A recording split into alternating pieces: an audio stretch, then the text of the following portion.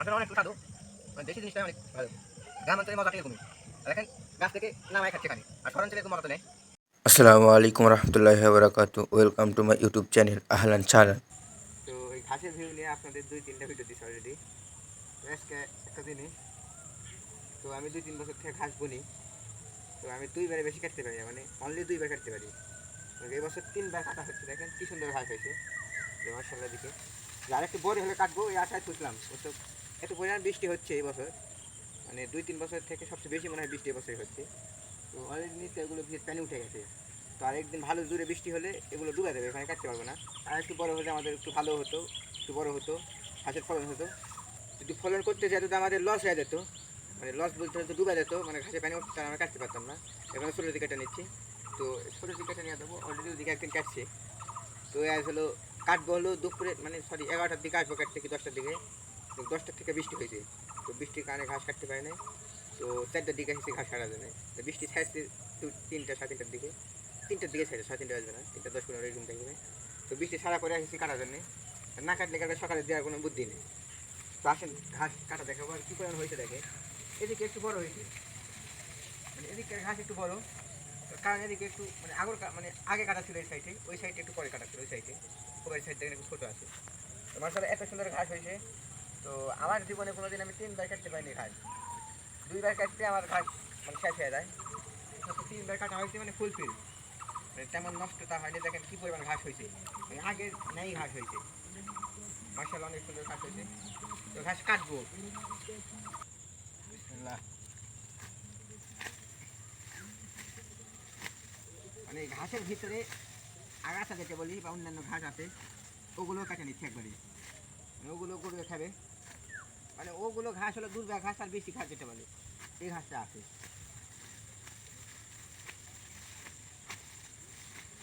ছোটো থাকায় আমাদের একটু ফলন কম হচ্ছে, একটু বড় হলে আমাদের ফলন একটু বেশি হতো। তো ফলন করতে যায় যদি ডুবে যায় তাহলে আমাদের লস বেশি হয়ে যাবে, এই কারণে আমি ছোটো দিকে কেটে নিচ্ছি।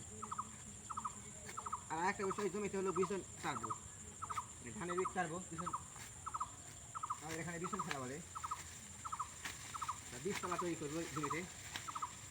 বীজতলা তৈরি করার জন্য একটা আগে ভাগে কাটা লেগেছে। আর পানি নিচে ভেতরে উঠে গেছে, এখন এখানে পানি উঠতে মানে একদিনের ঢলে পানি উঠে যাবে। এখানে দেরি করার কোনো ওয়ে নেই, পুক্ত করার কোনো বিষয় নেই। এখানে এগুলো কেটে নিচ্ছি। ঘাস অনেক সুন্দরই হয়েছে, দেখেন আগাছা আছে এই জায়গায়, এগুলো আগাছা। এগুলো বেশিরভাগ আছে হলো চাপা বেশি যেটা কয় আমাদের এলাকায়। তো চাপা বেশি ঘাস আর দুর্বা ঘাসও আছে। তো আকাশের অবস্থা খুবই খারাপ, মনে হয় যে একটু পরে বৃষ্টি নামবে এরকম অবস্থা। চারিদিকে বিদ্যুৎ চমকাচ্ছে। তো আর এইটুকু কাটবো, বেশি না, এই পর্যন্ত কাটবো। তো কাটার পরে বাসাতে নিয়ে যাবো। অত্যন্ত গরম, বৃষ্টি হওয়া মানে বৃষ্টি ছাড়ার পরেও গরম লাগতেছে, এত পরিমাণ গরম। আলহামদুলিল্লাহ আমার ঘাস কাটা শেষ। তো ছাগলের নামে একটু ভুট্টা পাতা কাটবো, কারণ ছাগলে ঘাস খেতে যাচ্ছে না, মানে একটু পানি থাকিচ্ছে পাতাতে। তো পানি থাকার কারণে ঘাস ভালো খেতে যাচ্ছে না। তো ছাগলের নামে একটু ভুট্টা পাতা আগে কাটবো, তারপর এখানে ঘাস ধোয়া ভেঙে নিয়ে যাবো। তো দেখেন আমি তো বললাম যে বৃষ্টি আসবে হয়তো কিছুক্ষণ পরে। তো দেখেন বৃষ্টি অলরেডি চলে আসছে, বৃষ্টি পড়ছে। তো বেশি দেরি করা যাবে না, তো আরেকটু কাটবো। মানে ছাগলে ভুট্টার পাতা ভালো খাচ্ছে মাসাল্লাহ, মানে ঘাসটা একটু কম খাচ্ছে। এখানে যেহেতু আমাদের ভুট্টার পাতা আছে, অনেক ভুট্টার পাতা আছে, এই দিয়ে আমি শেষ করতে পারি না, আরও দুই আছে। তো তাই ভাবলাম তাহলে ভুট্টার পাতাই নিয়ে যায় খিলাই ছাগলকে, কারণ ঘাস যেহেতু কম খাচ্ছে। আর আমি ছেড়ে দিয়ে ছাগলকে খিলাই, না বিলে নিয়ে যাবো পাথায় নিয়ে ছেড়ে দিই। কিন্তু বৃষ্টি হওয়ার কারণে আমার ওগুলো মানে যেগুলো জমিতে ছেড়ে দিই ওগুলো জমিতে পানি উঠছে। তো বাট ওগুলো জমিতে আমি ছেড়ে দিতে পারছি না বা ছাগলকে ফেলে পারছি না। তো বাধ্যতামূলক ঘাস আর ভুট্টার পাতা খিলাই আমি রেখেছি। তো ঘাস মানে বৃষ্টি হওয়ার কারণে ঘাস একটু কম খাচ্ছে, তাছাড়া বৃষ্টি না হলে ঘাস মাসাল অনেক সুন্দরই খায়। তো ভুট্টার পাতা খাচ্ছে একটু, পাতা যদি মানে পাতাতে যদি পানি পড়া থাকে তারপরে ওই পাতাটা খাচ্ছে মাসাল্লাহ। যেখানে পাতা কাটবো, তো আরেকটি কাটবো, মানে বৃষ্টি চলে আসছে, মানে বেশি বৃষ্টি হলে আবার এগুলো সব ভিজা দেবে আমার গাটা সব। তো বেশি দেরি করবো না, তো আবার শুরু করি পাতা কাটা। একটা চ্যালেঞ্জ দিব, দেখি স্ক্রিনটা একবার নিতে পারি নাকি। আল্লাহ যেন পারি, মানে আমাদের লাগানো ঘাসের থেকে এগুলোর ওজন কম, অনেক কম। লাগানো ঘাসটার ওজন এত পরিমাণ,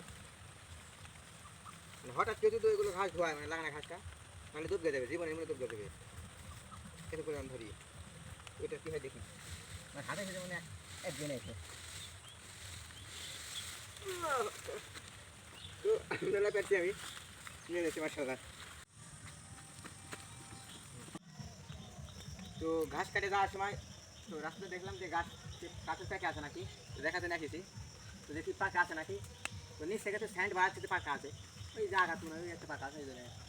তো দেখি আর দেরি করবে না, গাছ উঠে যায়। আপনারা মনে করেন ধরে চুরি করছেন, এগুলো গাছ হলো আমাদেরই, তো ভিটা আমাদের এই করে গেলে ধরু এই খেত মাখা না মার্শাল্লাহ কাতল পাইছি, মানে উঠতে প্রথমে পেলাম না হবো। তো দেখেন অলরেডি 3টা কাঠল নামাইছি, মানে 2টা পাকা, মানে এটাও পাকা।